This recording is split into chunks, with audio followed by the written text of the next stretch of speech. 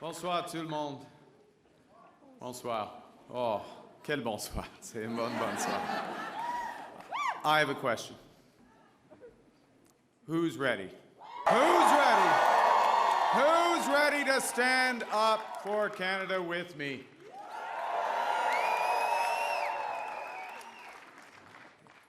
And who's ready? Who's ready to build Canada strong? Okay, we got that settled. That's good.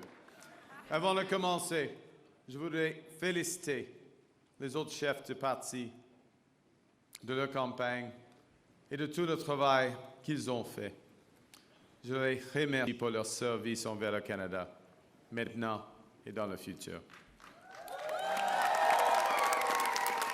I want to thank the leaders of the other parties. I want to salute the contribution of Jagmeet Singh. I noticed his remarks. Leading on progressive values.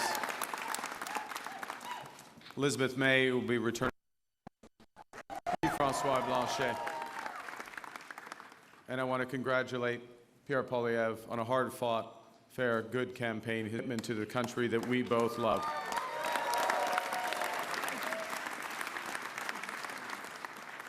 They all have many, many more contributions to our land. Thank you, Diana. Thank you, Diana, for your work on this campaign.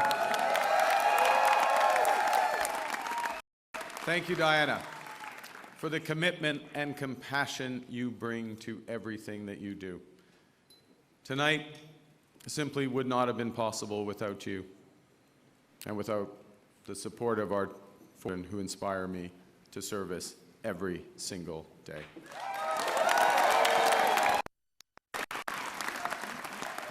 I also want to salute the women and men who put their name on the ballot from all parties. Thank you for standing up to serve our country at this critical time. And for those who were elected, particularly those Liberals who were elected, I am looking forward to working together to deliver Canadians. Bruce. And Bruce, yes, Bruce Vanjoy. I'm looking forward to working with Bruce Vanjoy.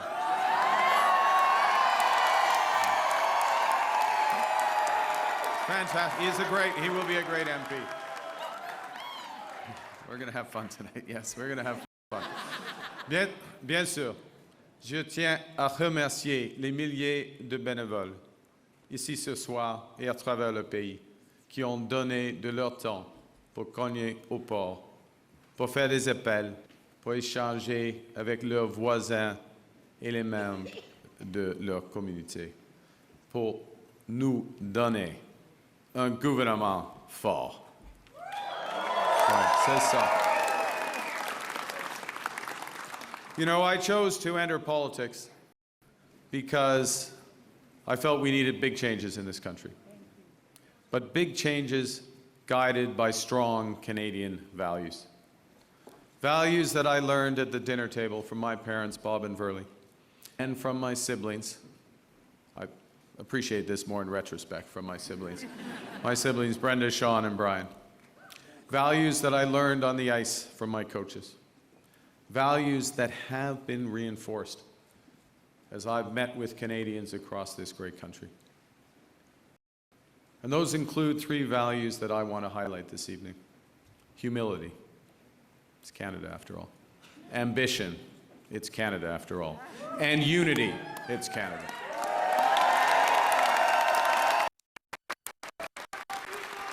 I love you. Right back. Right back.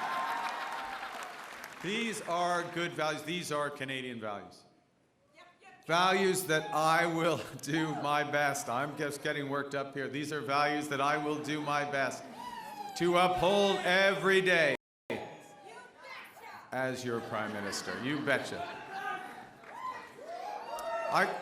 Okay, well, you have to judge after this next section because I am going to begin with the value of humility and admitting that I have much to be humble about. It's true. Over my long, that's not an applause line, it's just a statement of fact. Over my long career, I have made many mistakes. And I will make more. But I commit to admitting them openly, to correcting them quickly, and always learning from them.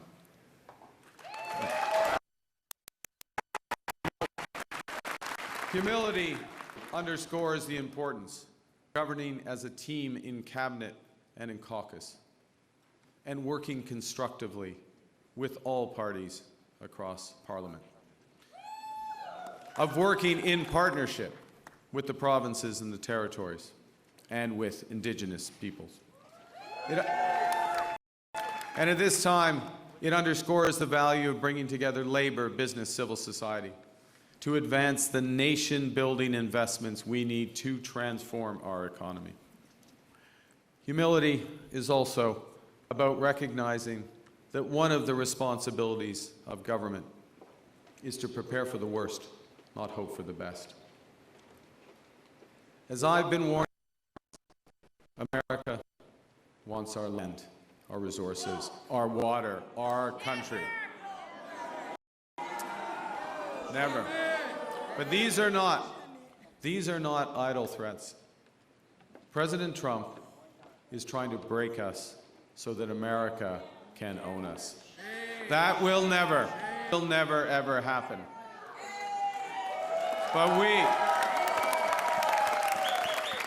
But we also must recognize the reality that our world has fundamentally changed. There is also, for me, as I stand before you this evening, humility in recognizing that, well, many have chosen to place your trust in me, trust in the Liberal Party. Millions of our fellow citizens prefer a different outcome. And my message to every Canadian is this: no matter where you live, no matter what language you speak, no matter how you voted, I will always do my best to represent everyone who calls me to home.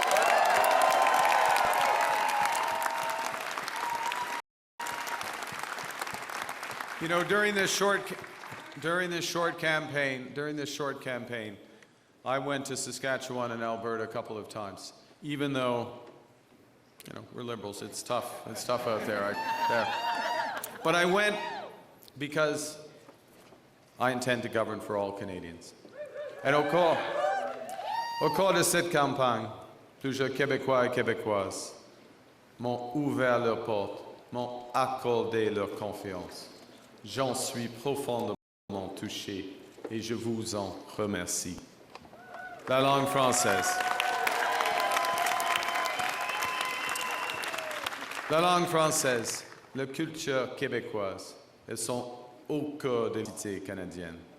Elles définissent le pays que j'aime tant. Et je vais les défendre sans relâche.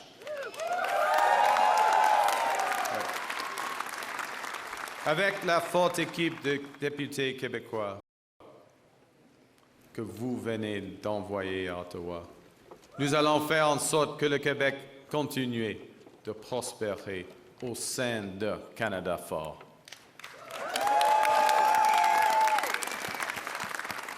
Et que vous soyez un travailleur des sables bitumineux à Fort Mac, une infirmière de Joliette ou un comptable de Toronto. Il y a plusieurs comptables à Toronto. Mon gouvernement va travailler pour vous tous. So, as we come here after this most consequential election, let's put an end to the division and anger of the past. We are all Canadian, and my government will work for and with everyone.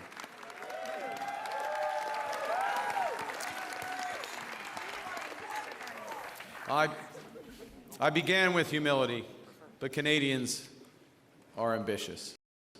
And now, more than ever, it is a time for ambition. It is a time to be bold, to meet this crisis with overwhelming positive force of a united Canada.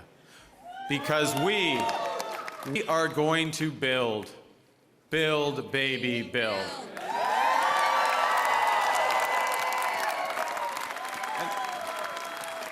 Exactly. Throughout, we're not for, well, no, we're building now. We've gotten over that bit. Throughout our history, there have been turning points. Throughout our history, there have been turning points when the world's fortunes were in the balance. That was the case at the start of the Second World War, just as it was at the end of the Cold War. And each time, Canada chose to step up, to assert ourselves as a free, sovereign, and ambitious nation, to lead the path of democracy and freedom, and, because we are Canadian, to do so with compassion and generosity. We are once again at one of those hinge moments of history.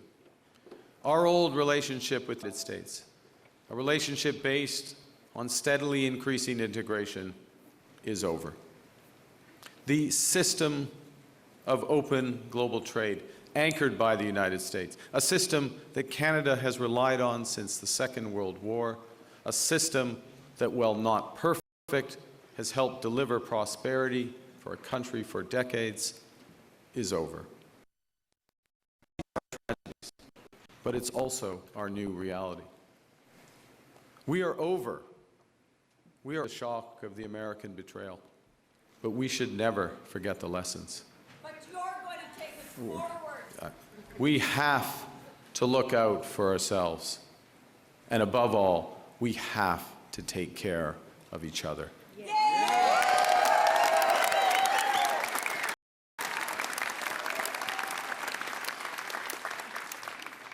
When I sit down with President Trump, it will be to discuss the future economic and security relationship between two sovereigns. And it will be with our full knowledge that we have many, many other options than the United States to build prosperity for all Canadians.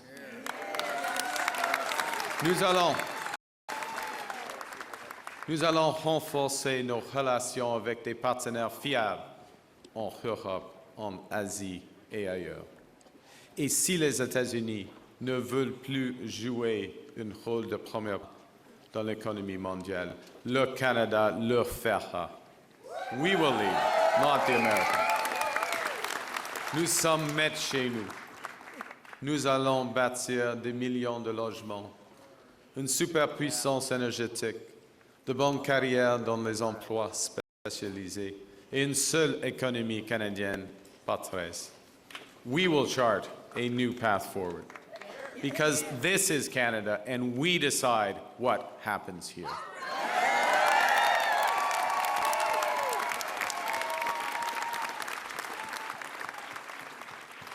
We will need to think big and act bigger. Your phone's ringing. Sorry, just okay. All right. Just hang on. It's okay? Yeah. That might be important. We will need to do things previously thought impossible at speeds we haven't seen in generations. It's time to build twice as many homes every year with an entirely new housing industry using Canadian technology, Canadian skilled workers, Canadian lumber.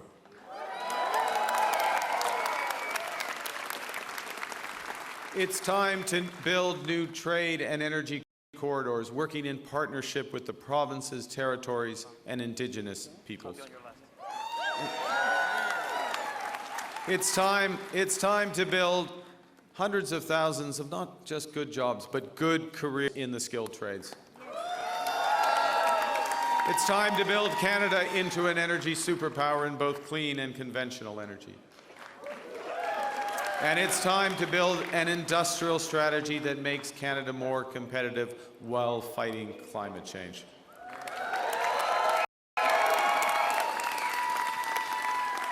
We will build a Canadian economy, not 13, with a government committed to free trade in Canada by Canada Day. The point is, The point is that we can give ourselves far more than the Americans can ever take away. But even given that, I want to be clear. The coming days and months will be challenging, and they will call for some sacrifices. But we will share those sacrifices by supporting our workers and our businesses. Les défis devant nous sont intimidants, et c'est normal. Les grands changements, comme ceux que nous vivons, sont jeux inquiétants. Nous avons beaucoup de chemin à faire, mais j'ai confiance. J'ai confiance en vous. J'ai confiance au Canada.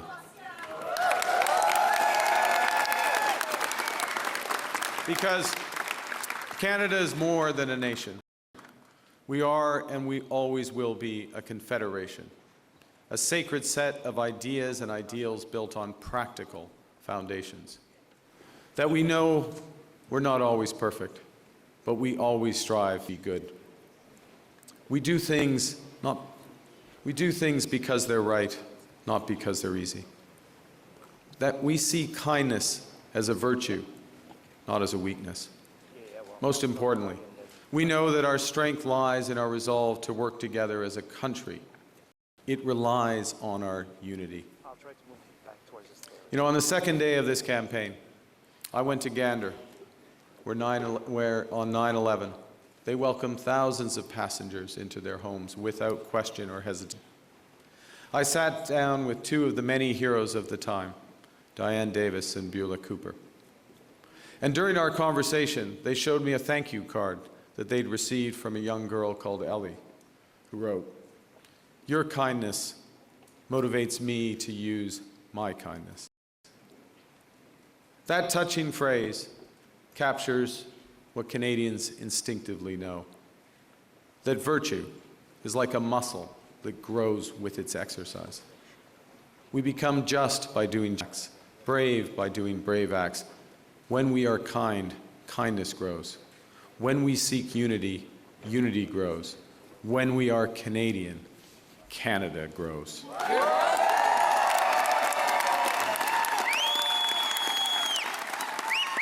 And united over our history, we have done hard, seemingly impossible things. United, we have built one nation in harsh conditions, despite a sometimes hostile neighbor. They have form on this, the Americans. United, we have confronted our own past with Indigenous peoples. Unis, nous avons bâti un pays qui rassemble des langues, des cultures et des croyances différentes. Unis, nous avons bâti des institutions culturelles essentielles comme CBC Radio-Canada. United, we have created universal public health care. And now, in the face of this crisis, united, we are buying Canadian. We are exploring everything this country has to offer. We are supporting our friends and neighbors in the crosshairs of President Trump through a crisis that we did not create. United and build the strongest economy in the G7, an economy that works for everyone.